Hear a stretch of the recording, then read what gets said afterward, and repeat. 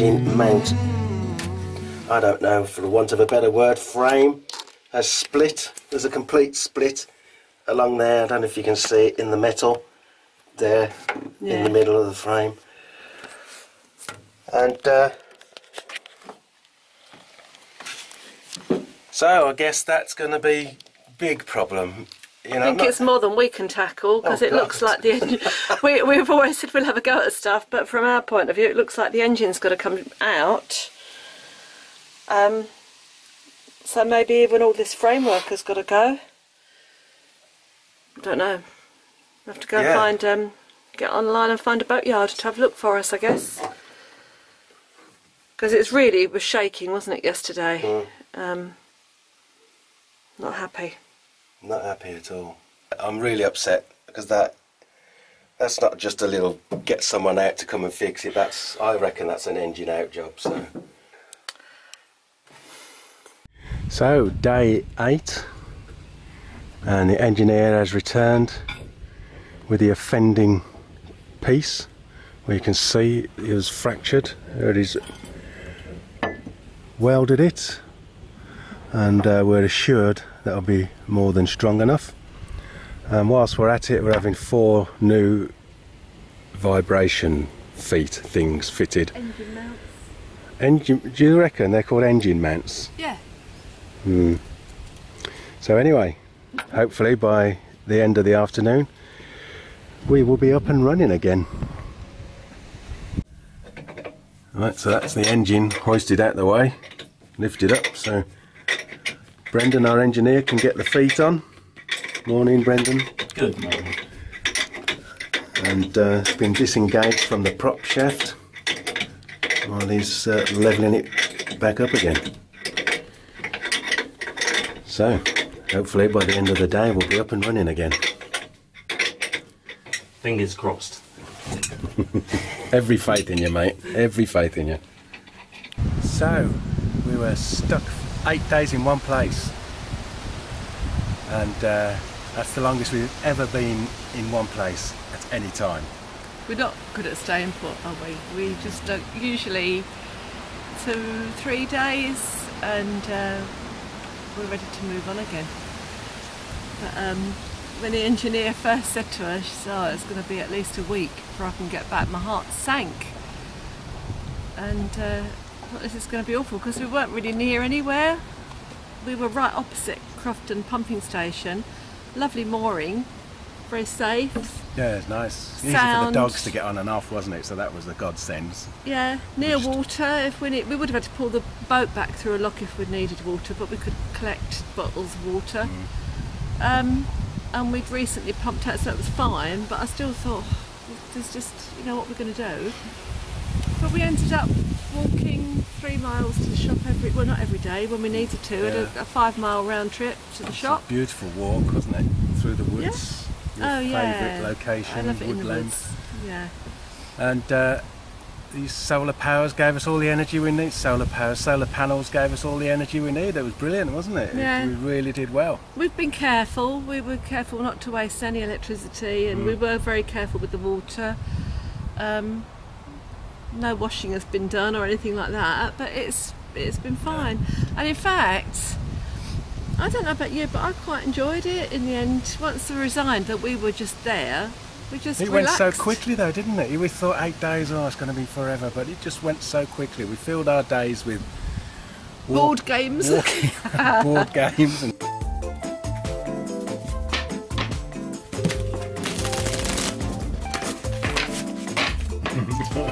What we're doing, Rich? ladies and gentlemen, the casino is open. What we're playing? Golf. We play lots of golf, don't we? On the narrowboat. Yeah. At the table. Right, here we go. Passes the winter Oh, evenings. giving you a 2. There you go. Card games and reading, listening to music. And DIY. We did work. Yeah, one day we did a bit of DIY. And weaving. But my brother said to me, "Oh, you've got so many jobs you can get on with now, Rich." And I thought, But the old cliche, it's not about the boat, it's about the journey, you know. Oh, don't do that. Just don't do that. It's just about how you spend your time. And we turned it round. It was a situation we didn't want to be in.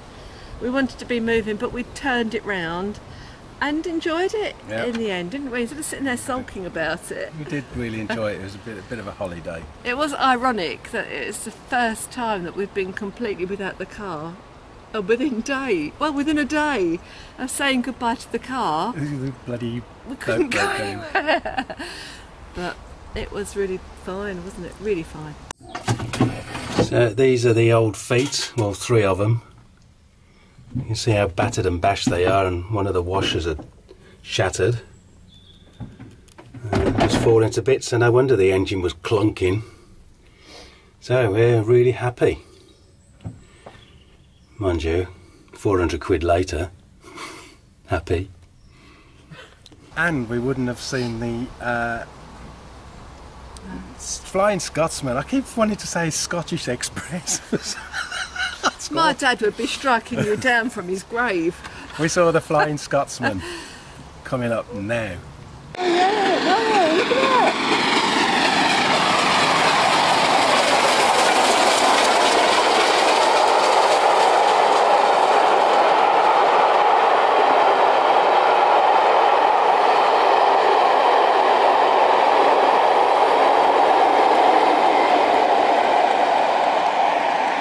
Wow, we'd just woken up, saw a load of people hovering around the loch, found out that that was the Flying Scotsman, so we were a matter of seconds to missing it if we hadn't got out of bed. I think I got on here for 2 seconds before I went past. I've always wanted to see that. It's amazing. Always wanted to see that.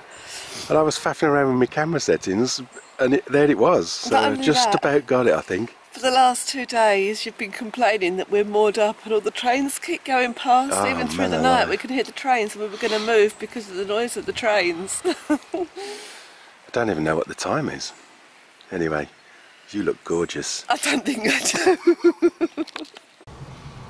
And if I hadn't have let the dogs out at that moment, we wouldn't have seen anything, would we? You just noticed all those people hanging around the loch and I thought, oh, what's happened? And then I saw there was with cameras and binoculars. I thought, an event is about to happen. So yeah, that was something special. As we mentioned in a previous vlog, this little bit of canal follows the rail track. And for miles at this and miles. particular point we were so close. It was literally boat, canal, railway.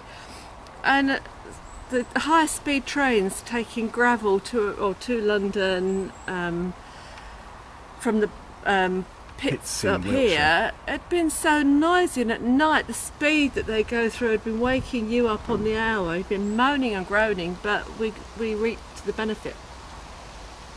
And what was that? Moaning and groaning, moi.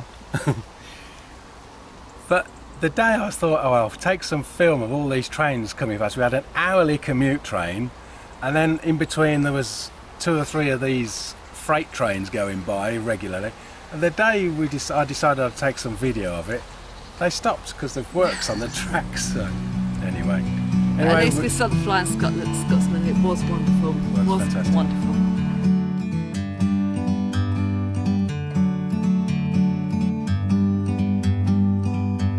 Like a bird on a tree, I'm just sitting here. I got time, it's clear to see. From up here, the world seems small. We can sit together. It's so beautiful, you and me. We meant to be in the great outdoors, forever free.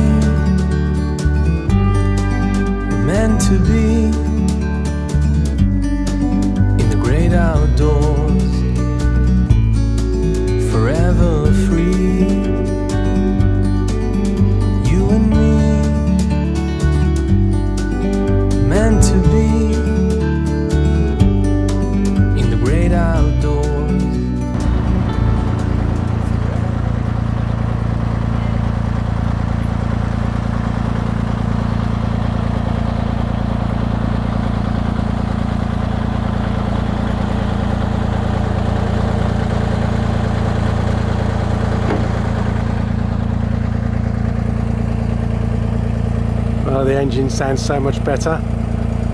The feet were absolutely knackered on it, the shock absorption properties, and it's just rattling around on the bottom of the boat, so it's cost us a few quid, but at least we know that the engine is good.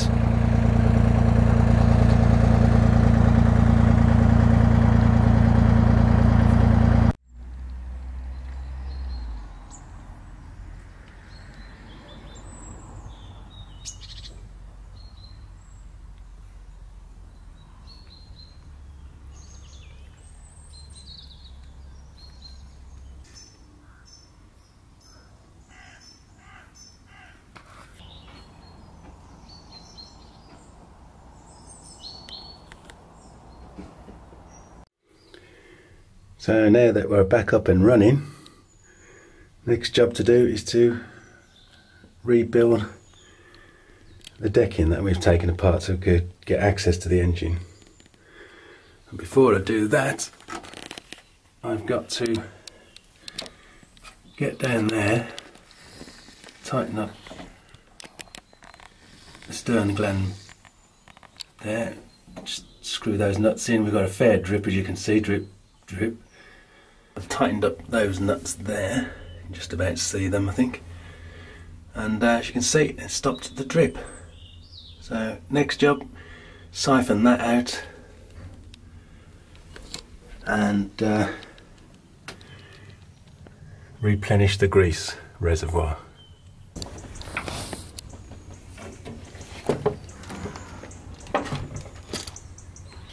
And can you pass me those screws and bolts, please?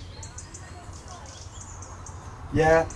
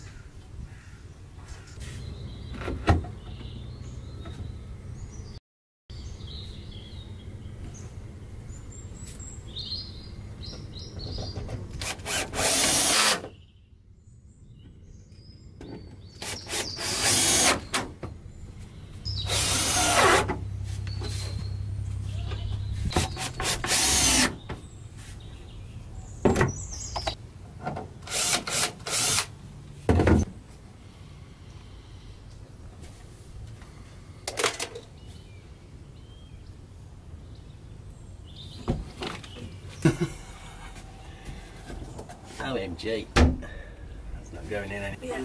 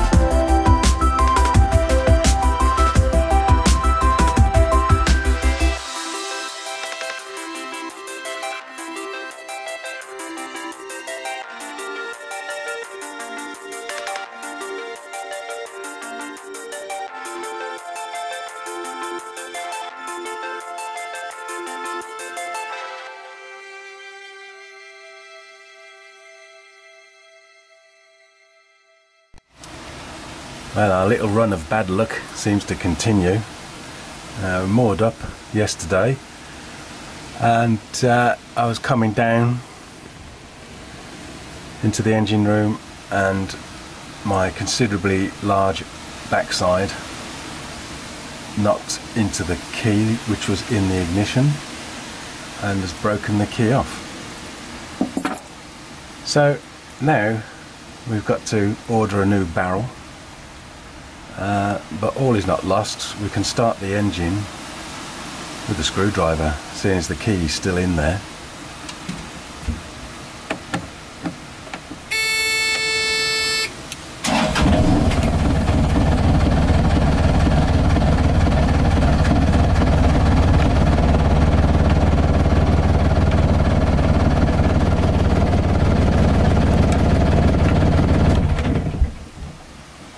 Smooth. Thank you all for your questions that you've been sending through and comments on the video. It's very much appreciated, really interesting. Want to thank Bent Fleming for his comment. As you have seen, we've had a bit of engine problem. Well, Bent actually knew it before we did. Put a comment on the last video that our engine sounds different, exclamation mark. Well, keep watching, Ben. Anytime you think there's something else wrong, just let us know beforehand, because that was quite useful. It would have been useful. Had another question from Andy Murch. I know we've mentioned you before, Andy, but you do put some good comments on and some good questions, make us laugh sometimes. But asked how often the fuel boat comes by. Up until now, we've been usually using boatyards for fuel and for coal and gas, but we've been trying not to, and this stretch along the in Avon we found a couple of fuel boats went past us. Unfortunately this morning we are quite low on diesel. We've not found anywhere along here to get diesel. We'd seen a diesel boat called Aussie a little bit further up and heard a beep beep, or I can't remember what noise it was, Rich. Oh, this morning. Popped our head out to see what it was, and Aussie was coming back. So we managed to flag him down. He pulled over and filled up with diesel, which is great. And it would appear that the fuel boats tend to stick to one stretch of canal, going up and down. And it's just a case of watching out for them, or if you're on that canal a lot, you get their number, just find out when they're past. But we will definitely in future look out for the fuel boats. When we move on to the next canal, I shall get online and try and find out who it is for that area and track them down, because it's great. It's a great way of getting your fuel. So yeah, thank you for your comments. Keep them coming. We really enjoy them, and keep watching. One more thing, people have been asking about Rich's drone, what he uses. They're quite interested. Well, keep watching, because I think there's going to be a little extra video popped in at some point, and Rich is going to talk about his camera and the drone and the video and all these equipment that he uses. So it's all, I don't understand it all really, I just pass it. But yeah, keep watching and he'll let you know what it is he's using. So thank you very much. Thanks for your questions, keep them coming. I'm going to get on with my weaving now, I've got work to do.